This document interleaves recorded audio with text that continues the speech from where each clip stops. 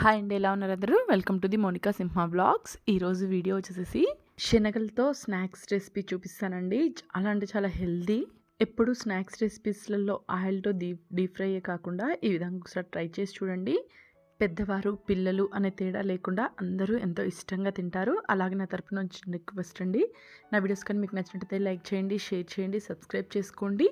అలాగే నా రెసిపీస్ మీకు ఎలా అనిపించాయో కామెంట్ సెక్షన్లో కామెంట్ చేయండి.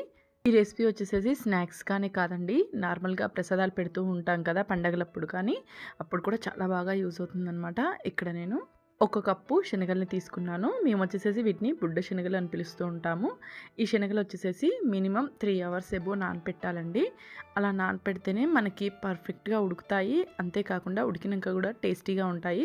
తక్కువ టైం నానపెట్టామనుకోండి, మనకి ఉడికినాక కూడా టేస్ట్ కొంచెం డిఫరెంట్గా ఉంటుందన్నమాట. నేను ఇక్కడ ఒక 3 అవర్స్ నానబెట్టి తీసుకున్నాను.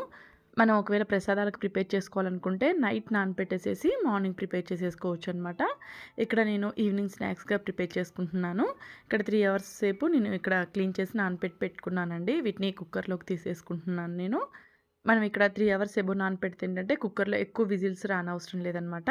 ఇక్కడ నేను మొత్తం క్లీన్ చేసేసి కుక్కర్లోకి తీసేసుకున్నాను.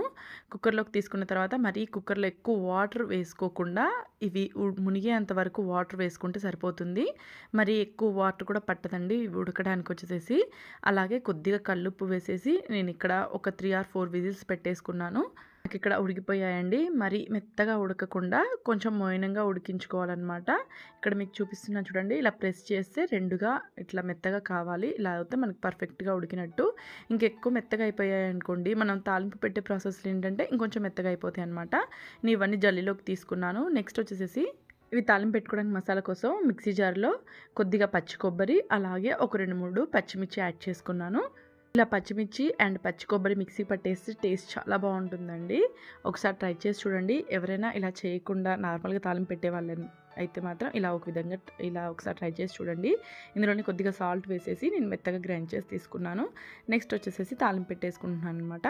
స్టవ్ మీద కళాయి పెట్టుకొని కొద్దిగా ఆయిల్ తీసుకున్నాను. ఇందులోనే ఒక 2-3 ఎండుమిర్చి కట్ చేసి యాడ్ చేసుకున్నాను. ఇవి కొంచెం లైట్గా ఫ్రై అయ్యే టైంలో కొద్దిగా పచ్చెనపప్పు, కొద్దిగా మినపప్పు, అలాగే కొద్దిగా ఆవాలు అండ్ జీలకర్ర, తాలింపు గింజలు యాడ్ చేసేసుకున్నాను అనమాట. ఇవి కొంచెం లైట్గా ఫ్రై కావాలి.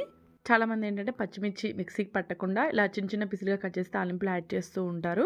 అలా కంటే ఇలా ట్రై చేయండి, చాలా టేస్టీగా ఉంటుందన్నమాట.